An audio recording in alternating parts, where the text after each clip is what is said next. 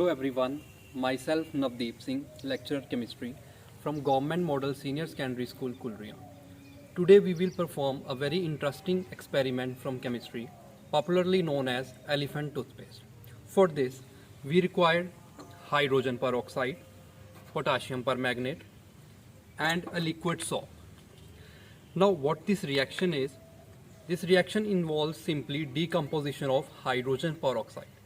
Hydrogen peroxide naturally breaks down into water and oxygen, but we have used potassium permanganate in this because this will catalyze the reaction. Now what happens when we have added liquid soap into potassium permanganate, and then the breakdown of hydrogen peroxide will release oxygen in the liquid.